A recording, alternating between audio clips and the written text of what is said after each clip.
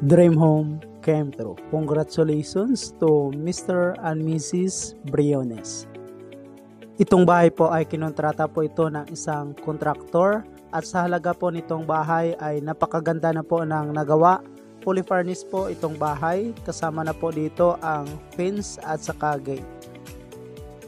Ito po ang fruit of labor nila ni Mr. and Mrs. Briones bilang isang OFW sa Japan.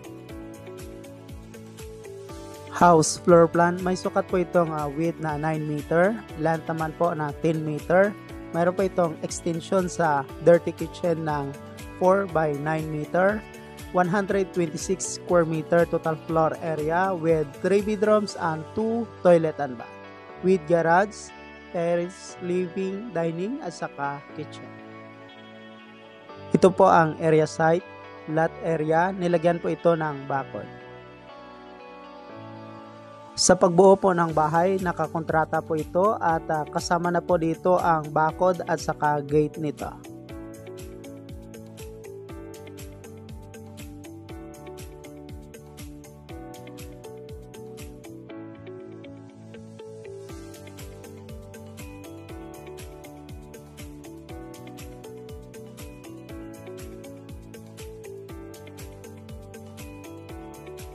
Nag-backfilling na rin po pala sila dito sa lote. Sa floor plan po pala ng bahay ay naka-complete set po ito. Kasama na po dito ang blueprints at iba pa.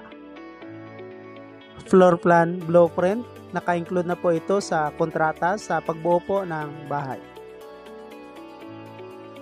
Layout, start building the house October 2023. This house is located at Santiago City, Isabela, Philippines. Itong pagpapagawa ng bahay ay mayroon po itong engineer. Malalaki po ang poste na ginawa. Standard po ang lahat ng mga materialis na ginamit. At mayroon po itong tie beam. Inuna po nila ang paggawa ng poste nito, tie beam, bago po nag-continue sa pag-file ng hollow block.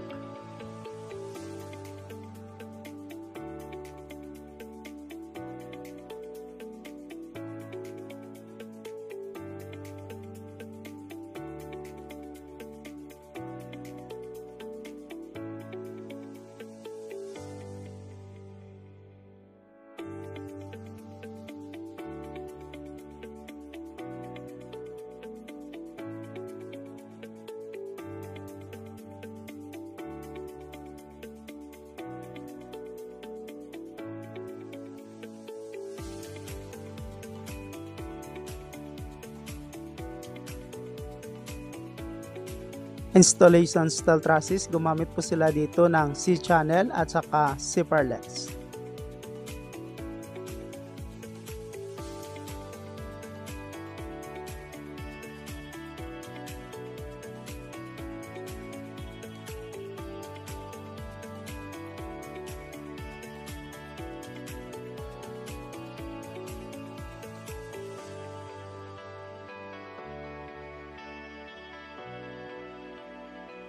Roofing installation, gumamit naman po sila dito ng rib type color roof, long span, chocolate brown po ang napili nila ni Sir na bubong para sa kanilang bahay. Sa ceiling or kisame naman po nito ay gumamit po sila dito ng faring at saka hardiplex.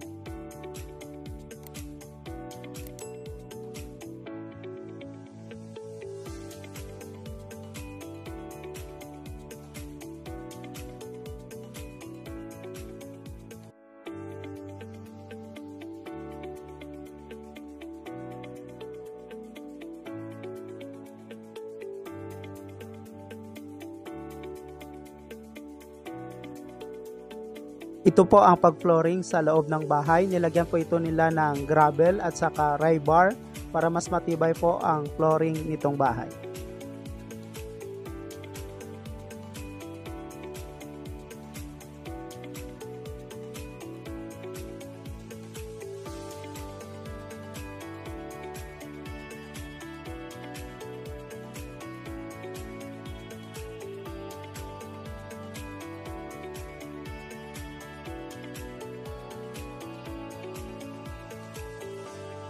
tiles installation sa loob nito.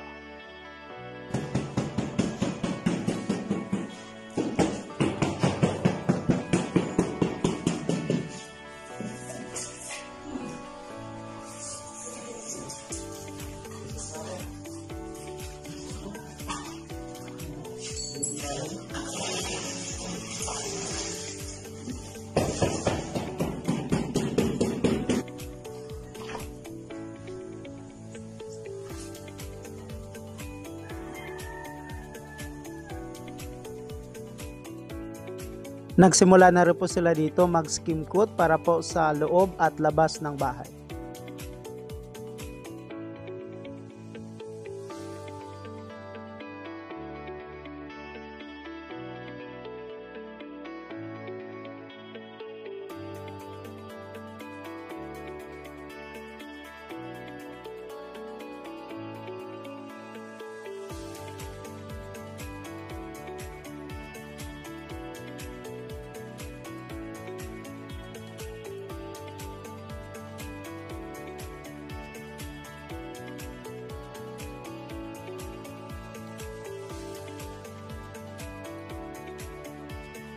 Installation spandrel. Chocolate brown din po ang nilagay nilang spandrel para po dito.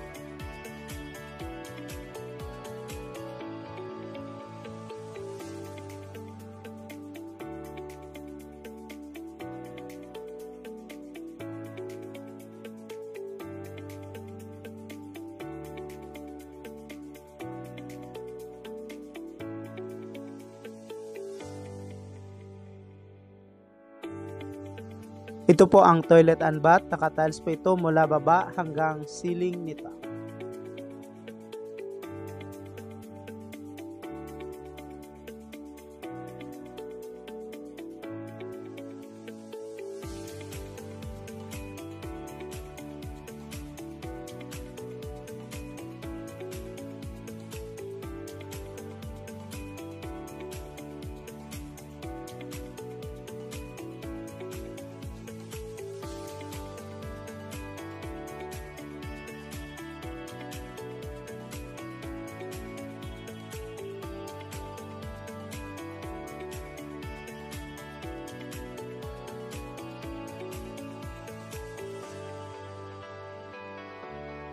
Likuran ng bahay, naglagay po sila dito ng extension para po sa dirty kitchen nito na may sukat na 4 meter by 9 meter.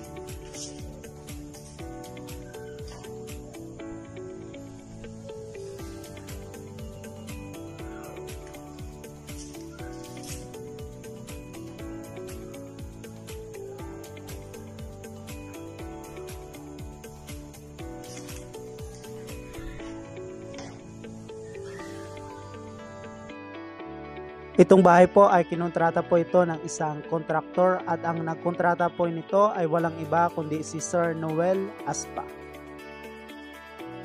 Sa halaga ng kontrata nitong bahay ay kasama na po dito ang building permit with blueprints, queens and gate at naka-fully furnished na po ang bahay na may sukat na 126 square meter total floor area.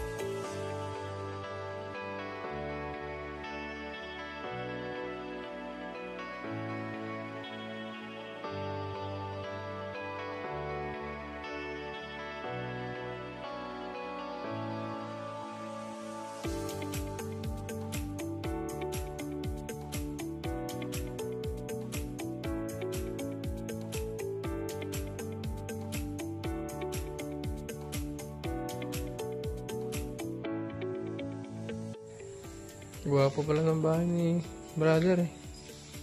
No?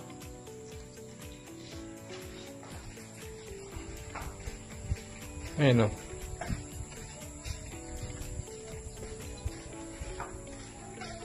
Miguel!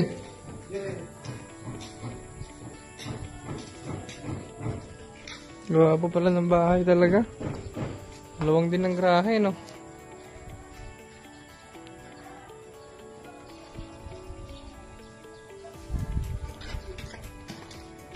Parang titignan mo, parang kaliit ano. Nasa loob ko. Luwang pala ito to. Landscape dito. Pasok tayo. Tanggal natin yung tsinelas natin. Wow! Amazing! Matutuwa si bossing dito. Pagdating. Ikaw gumawa dyan? Oo. Yan ba yung ginawa mo? Mm. Ang ganda nung ano, ginawa mo. Papangit nung gumawa ay. May ilaw ka na. Ano? Kaganda ng bahay o kapangit ng gumawa.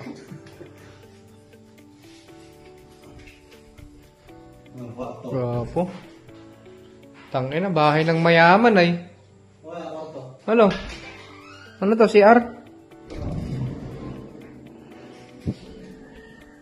Bahay ng mayaman ay. Ito, kwarto. Wala pa palang aircon. Hindi, bakit may mga nakalaylay-ibang mga wire na ganun, Michael? Aircon yan. Ay, nakaabang. Ganda, ano? Ikaw na gumawa nitong cabinet? Ikaw? Galing, ah. Ito yung kwarto ni Bossing. Ito si Arnel. Pang mayaman, ano?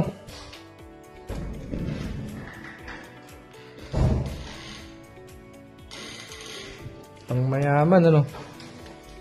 Si Dumilaw. Uy, ang ina. Shit.